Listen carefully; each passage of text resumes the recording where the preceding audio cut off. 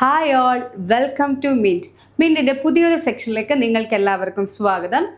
അപ്പോൾ ഇന്ന് നമ്മൾ ഡിസ്കസ് ചെയ്യാൻ പോകുന്നത് Kerala Devaswom board recruitment board നിലവിൽ 38 തരത്തിലുള്ള ഒഴിവുകളിലേക്ക് വിജ്ഞാപനം പുറപ്പെടുവിച്ചിട്ടുണ്ട്. പലതരത്തിലുള്ള സ്വീപ്പർ, ഹെൽപ്പർ, അതേപോലെ LD ക്ലർക്ക്, ലിഫ്റ്റ് ബോയ്, അങ്ങനെ പലതരത്തിലുള്ള ഒഴിവുകളിലേക്ക് വിജ്ഞാപനം പുറപ്പെടുവിച്ചിട്ടുണ്ട്. അതിന് അനുയോജ്യരായ ഉദ്യോഗാർത്ഥികൾ അപേക്ഷ സമർപ്പിക്കണം. സമർപ്പിക്കേണ്ട അവസാന തീയതി 28/4/2025. ഓക്കെ, അപ്പോൾ ഇതിൻ്റെ ഒഫീഷ്യൽ വെബ്സൈറ്റ് ആ വെബ്സൈറ്റ് മുഖാന്തരമായിരിക്കണം അപേക്ഷ സമർപ്പിക്കാൻ. അപ്പോൾ നമ്മൾ ഇന്ന് നോക്കാൻ പോകുന്നത് ഹെൽപ്പർ തസ്തികയാണ്. കേരള ദേവസ്വം ബോർഡിൻ്റെ ഗുരുവായൂർ ദേവസ്വത്തിൻ്റെ അണ്ടറിൽ ഹെൽപ്പർ തസ്തികയിലേക്കൊരു വിജ്ഞാപനം 29-ാം തീയതി പുറപ്പെടുവിച്ചിട്ടുണ്ടായിരുന്നു. നിലവിൽ 14 ഒഴിവുകളിലേക്കാണ് വിജ്ഞാപനം പുറപ്പെടുവിച്ചിരിക്കുന്നത്. അപ്പോൾ അതിൻ്റെ ഡീറ്റെയിൽസ്, അതായത് ഏതെല്ലാം ഉദ്യോഗാർത്ഥികൾക്ക് ഈ ഒരു പരീക്ഷ എഴുതാൻ പറ്റും, എന്തൊക്കെയാണ് ഇതിൻ്റെ മാനദണ്ഡങ്ങളെന്നും അതേപോലെ ഇതിൻ്റെ പരീക്ഷാ രീതി എങ്ങനെയൊക്കെയെന്നും നമുക്കൊന്ന് ഡിസ്കസ് ചെയ്യാം. നിലവിൽ സിലബസ് തന്നിട്ടില്ല, പക്ഷേ കഴിഞ്ഞ പരീക്ഷയെ ആധാരമാക്കി നമുക്ക് സിലബസിൽ എന്തൊക്കെ കാര്യങ്ങൾ ഉൾപ്പെടുത്തുമെന്ന് നമുക്കൊന്ന് നോക്കാം.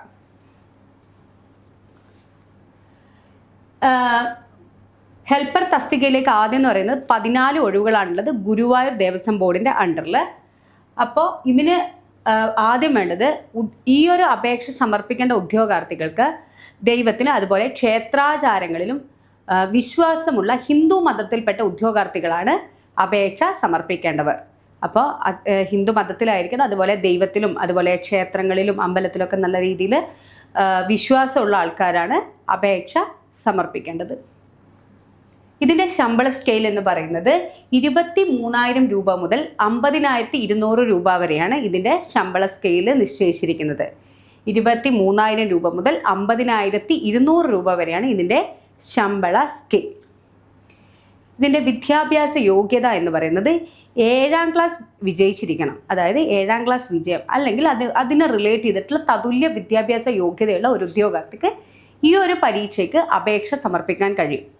കൂടാതെ വയർമാൻ ട്രേഡിലെ നാഷണൽ ട്രേഡ് സർട്ടിഫിക്കറ്റ് അല്ലെങ്കിൽ KSEB, അതുപോലെ സംസ്ഥാന പൊതുമരാമത്ത് വകുപ്പ് ഇവരുടെ ഇലക്ട്രിക്കൽ വിഭാഗത്തിൽ ഏതെങ്കിലും ഇലക്ട്രിക്കൽ സപ്ലൈ സ്ഥാപനത്തിലോ NMR തൊഴിലാളിയായി കുറഞ്ഞത് ഒരു 6 മാസമെങ്കിലും വർക്ക് ചെയ്ത പ്രവൃത്തി പരിചയ സർട്ടിഫിക്കറ്റ് അഭികാമ്യമാണ് നിലവിൽ. അപ്പോൾ ഇത് പട്ടികജാതി പട്ടികവർഗ വിഭാഗത്തിൽപ്പെട്ട ഉദ്യോഗാർത്ഥികൾക്ക് ഈ ഒരു സർട്ടിഫിക്കറ്റിൻ്റെ ആവശ്യമില്ല. നിയമനത്തിന് ശേഷം അവർക്ക് 6 മാസം ഈ ഒരു പരിശീലനം കൊടുക്കുന്നതാണ്. ഓക്കെ,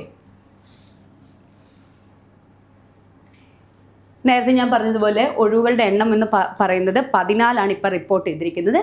ഈ ഒരു കാലയളവിനുള്ളിൽ വേക്കൻസികൾ വന്നു കഴിഞ്ഞു കഴിഞ്ഞാൽ ഈ ഒരു ലിസ്റ്റിൽ നിന്ന് തന്നെയാണ് ഉദ്യോഗാർത്ഥികളെ തിരഞ്ഞെടുക്കുന്നത്. പിന്നെ എന്താണ് നിയമന രീതി? നേരിട്ടുള്ള നിയമനമാണ്. അതായത് പരീക്ഷയെ അടിസ്ഥാനമാക്കി നിലവിൽ ഈ ഒരു വിദ്യാഭ്യാസ യോഗ്യതയില്ല, 7ാം ക്ലാസ് വരെയുള്ള സ്ട്രക്ചർ വെച്ചിട്ട് പരീക്ഷ അടിസ്ഥാനമാക്കി നിങ്ങൾക്കൊരു OMR പരീക്ഷ ഉണ്ടാവും. അതിൻ്റെ രീതിയിലാണ് സെലക്ഷൻ പ്രൊസീജിയേഴ്സ്.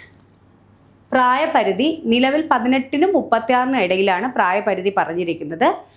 അതുപോലെ മറ്റ് പിന്നോക്ക വിഭാഗത്തിൽപ്പെട്ട ഉദ്യോഗാർത്ഥികൾക്ക് നിയമാനുസൃതമായ വയസ്സിളവുകളുണ്ട്. ഇപ്പോൾ SC ST ആണെങ്കിൽ, പട്ടികജാതി പട്ടികവർഗ വിഭാഗത്തിൽപ്പെട്ടവർക്കാണെങ്കിൽ ഏകദേശം 5 വർഷത്തെ ഒരു കാലയളവുണ്ട്. OBC ആണെങ്കിൽ ഒരു 3 വർഷത്തെ, അങ്ങനെ പലതരത്തിലുള്ള നിങ്ങൾക്ക് നിയമാനുസൃതമായ വയസ്സിളവുകൾ ലഭിക്കുന്നതാണ്.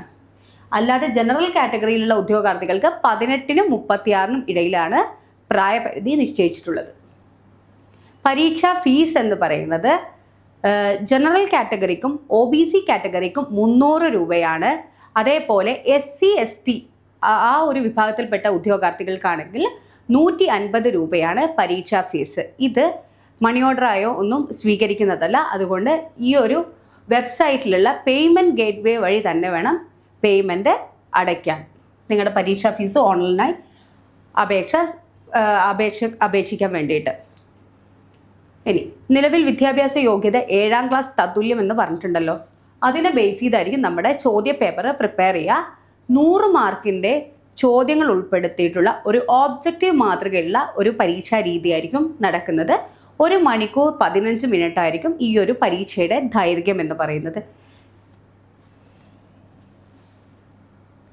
അപ്പോൾ ഇതിൻ്റെ ഇപ്പോൾ കഴിഞ്ഞൊരു പരീക്ഷയെ ബേസ് ചെയ്തിട്ട് ഇതിൽ ഉൾപ്പെടുത്തിയിരിക്കുന്ന സിലബസ് പൊതുവിജ്ഞാനം GK with current affairs included ആണ്. അതേപോലെ പാർട്ട് 2 എന്ന് പറയുന്നത് മാത്സും മെൻ്റൽ എബിലിറ്റിയും ടെസ്റ്റ് ഓഫ് റീസണിങ്ങും ഉൾപ്പെടുത്തിയിട്ടുണ്ട്.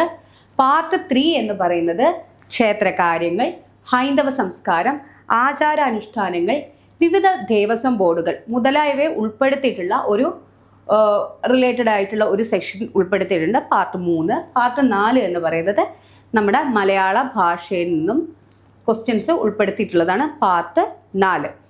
അപ്പോൾ നിലവിൽ ഒരു പ്രീവിയസ് ഇയർ ക്വസ്റ്റ്യൻ പേപ്പറിൻ്റെ സെറ്റിൽ വെച്ചിട്ട് നോക്കുമ്പോൾ ഈ ഒരു രീതിയിലുള്ള സ്ട്രക്ചറാണ് നമുക്ക് തന്നിരിക്കുന്ന പരീക്ഷ സിലബസ്.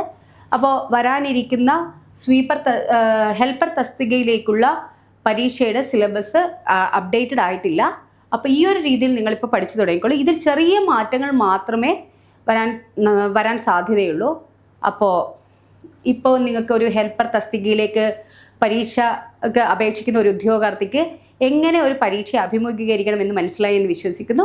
അപ്പോൾ മറ്റൊരു വീഡിയോയുമായി വീണ്ടും കാണുന്നത് വരെ താങ്ക്